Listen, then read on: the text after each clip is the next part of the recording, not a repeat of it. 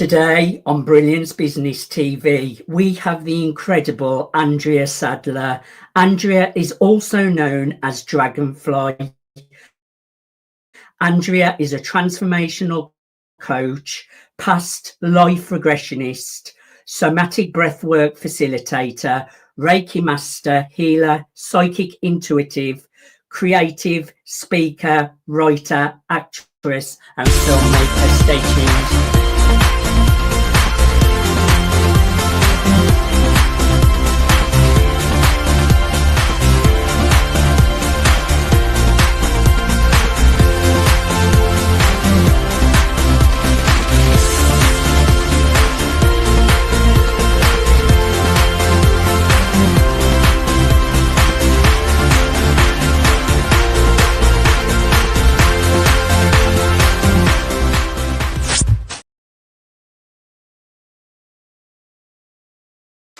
Welcome to Brilliance Business TV, conversations with leading experts in business. I am your host, Mark Stephen Pooler.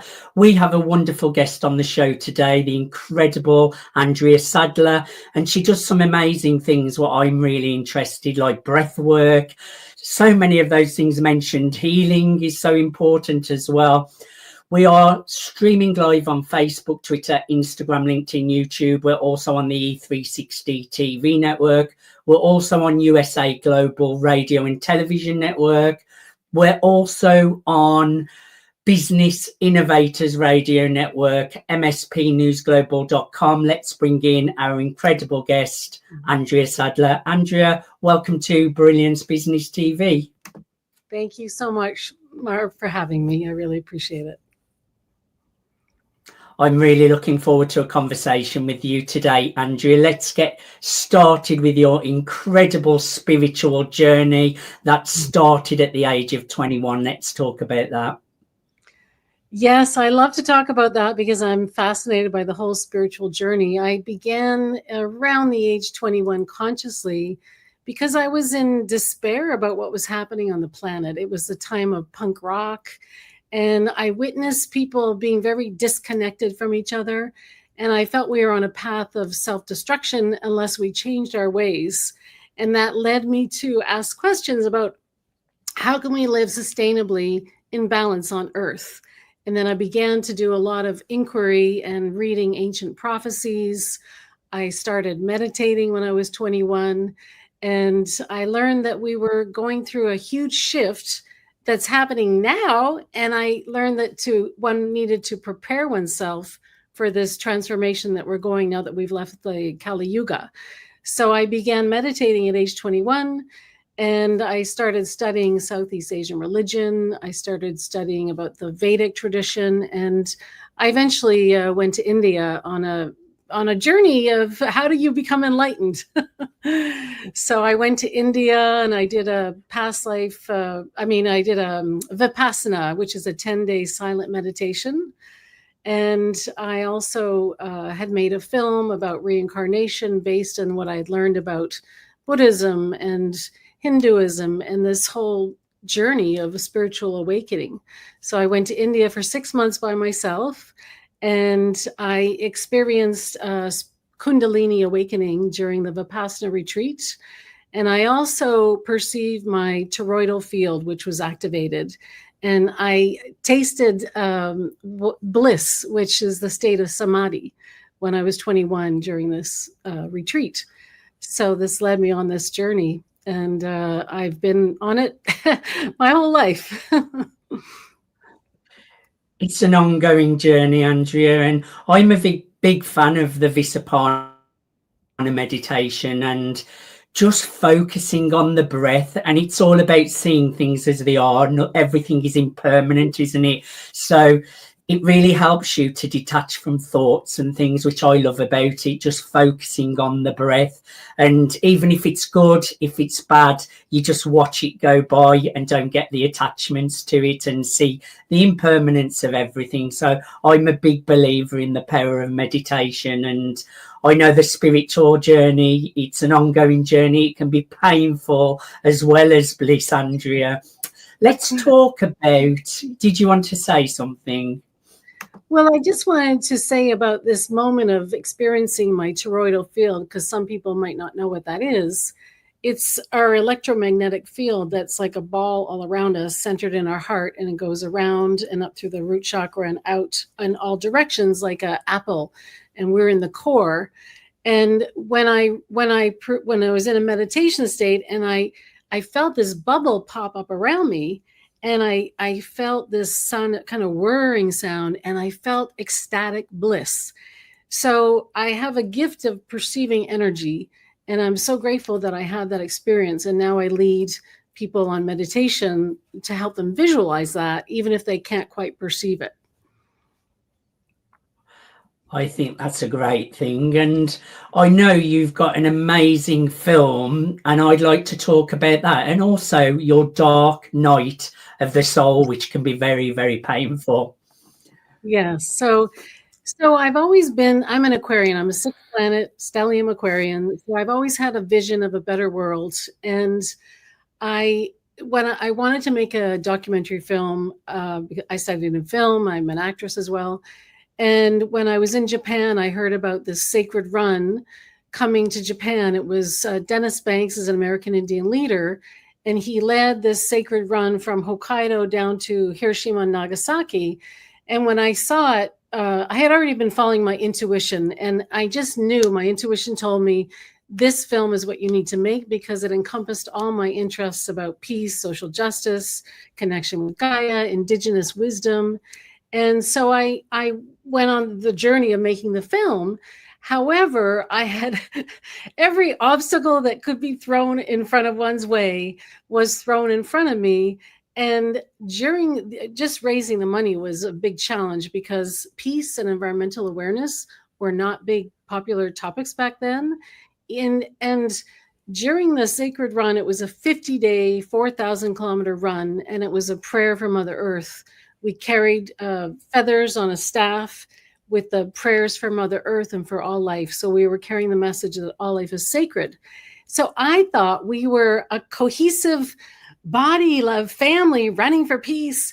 And what happened was 5 women kept stabbing me in the back over and over to derail me, to throw me off, to disempower me.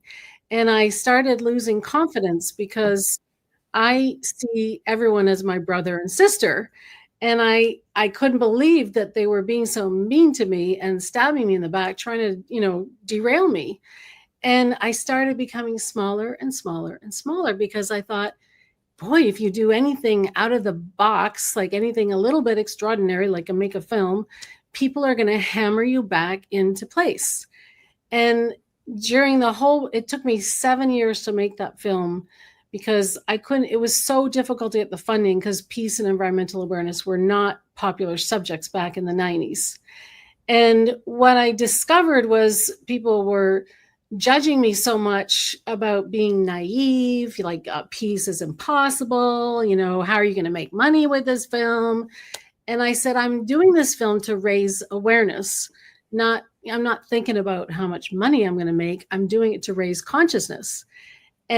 But because I was so getting a lot of judgment from people, I really lost my confidence. And then during the process of making the film and the post-production, I was also pursuing acting and a singing career. And what was happening was, what was coming to the surface was I had been sexually abused as a child. And what that does is it rips away your lower 3 chakras, your confidence, your creativity, and your root chakra. It destroys the lower 3 chakras. And I was living heart chakra up to the cosmos. But what I had to do was I had to heal my lower 3 chakras, and I had to heal the sexual abuse. So, and heal I had to love myself, because I didn't love myself. And I lacked confidence, because so many people were making fun of me while I was making this film, that I just thought, well, maybe I should go back to the stars, because people don't really get my message. And I don't know what other message to send, because this is my soul. This is my heart message. And I had this feeling that I actually became suicidal. So I went into a very, very dark period while I was making the film. But I continued to do I continued meditating, I continued journaling, I continued, I did therapy, I did workshops, I did reading, I did everything I could. And I did a lot of shamanic healing as well with different healers. And I did a landmark program, which helped me remember to stand in my possibility and not my old story. And the whole process was a transformational journey for me. And it enabled me to remember that this was a key moment, was that I had a moment when I remembered that, wait a second, I was an egg and a sperm that came together, and then I divided into cells, and then I became me. So my being here and who I am in my core, who I am in my essence, I was born as me for a reason. Just like every tree, every flower is born, every being is born for a reason. And I started standing in my possibility, and I stood in the possibility that I am a peacemaker. I live in the vibration of love. I live with loving compassion, and I stopped worrying about what people were judging me for.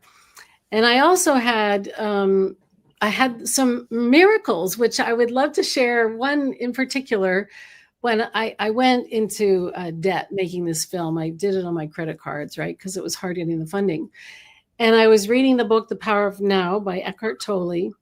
And he was talking about the practice of gratitude.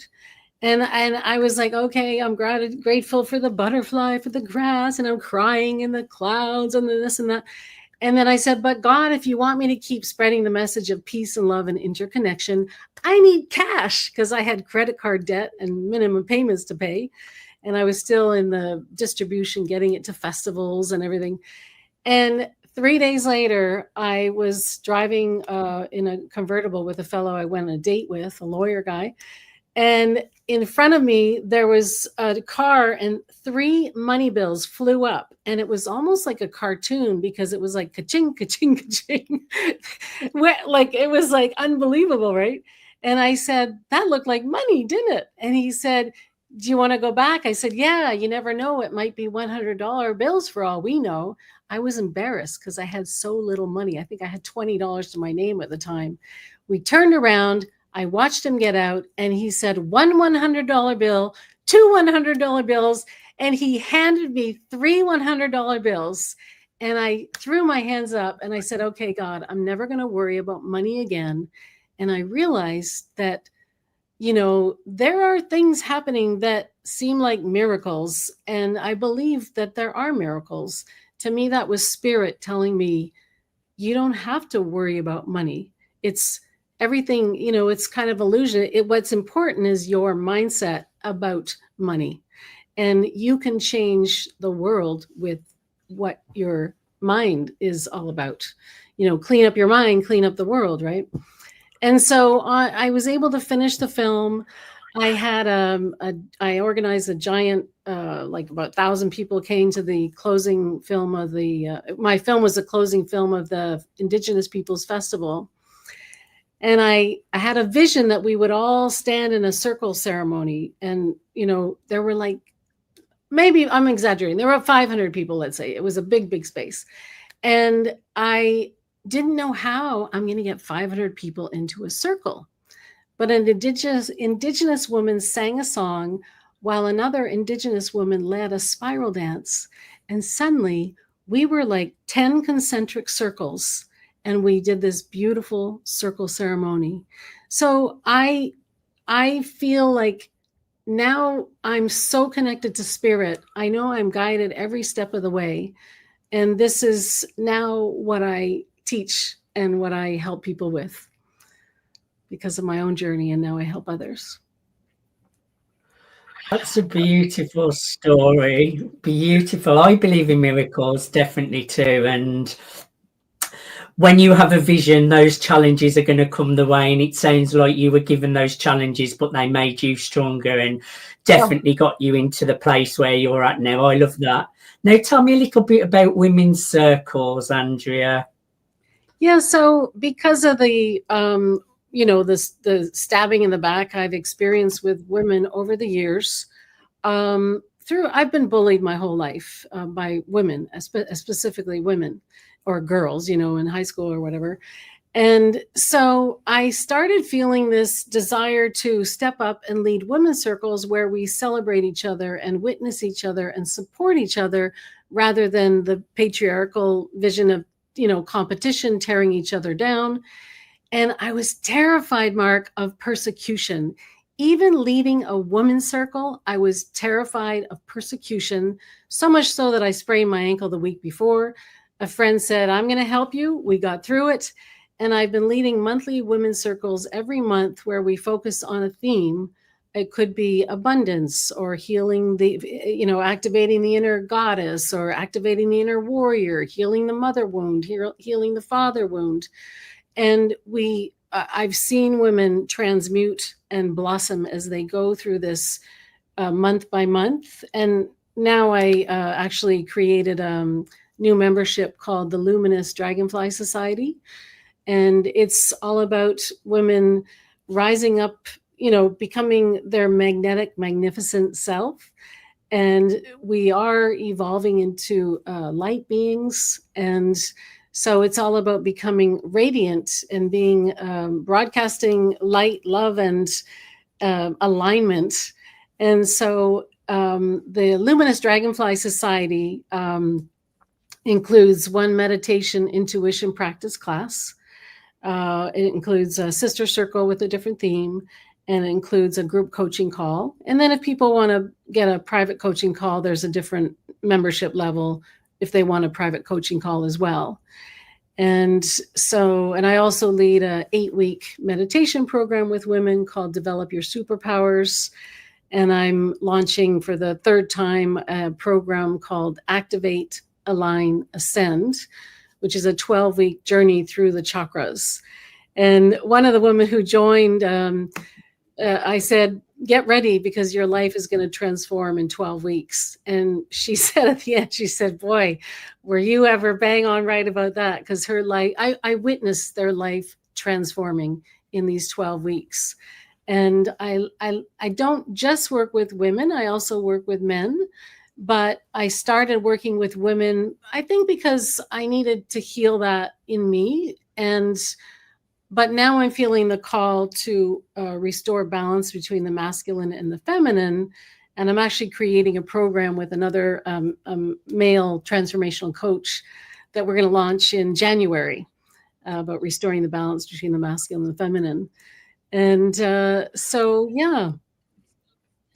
It's been quite exciting times, Andrea. I love what you're doing in the world. I really do. You mentioned you're a transformational coach. I know you do breath work and somatic practices. You do so many great things. So just share with our audience who should connect with you, Andrea, who should reach out, who is best to connect with you. I know they can go to your LinkedIn to connect at Andrea Sadler /coach. That's Andrea Sadler /coach on LinkedIn. Who do you want to connect with?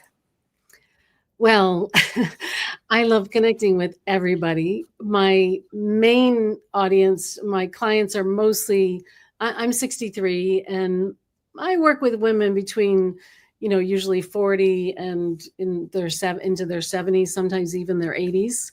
But I like to work with professional women who are visionaries and people who they know they have so much inside to express, but they feel stuck because of lack of confidence, or they feel stuck because they're afraid of persecution, or they feel stuck because they've chosen a safe path, but maybe now they're retired or maybe their children are gone and they want to do something more in alignment with their soul purpose and their heart purpose, rather than just, having a job that's secure, providing the bills. So I really help people in this kind of transition. They feel the spiritual calling to do something in alignment with their soul, and they want to connect more with their intuition. And I'm a, spiritual creative coach, and I love to help people who want to make the world better. So they might have big dreams, but their mindset gets in the way, or maybe healing needs to be done. And we need to make sure we heal before we really connect, or while we connect with source as well. Because if you don't love yourself, if you don't have compassion, if you're living in the limited possibility, limiting beliefs, you're always going to set yourself up. It's going to, be problematic. But when you heal and you clear all your chakras and you align all your energy centers, you receive downloads from divine source and also Mother Earth. And it's like amazing. Life becomes so magical and powerful, and synchronicities happen all the time. So I just love to work with clients who they feel this calling, but they have some fear or limiting beliefs. I love that. I would encourage everyone to go and check out Andrea Sadler /coach on LinkedIn. And if Andrea has resonated with you today, I know she would be able to help you in all of the things that we've discussed as well. Andrea, thank you so much for being my guest today. I thoroughly enjoyed having a conversation with you. Thank you so much, Mark. It's great to see you again. The pleasure's been all mine. Thank you, everyone, for joining us for Brilliance Business TV, conversations with leading experts in business. Until next time, bye for now.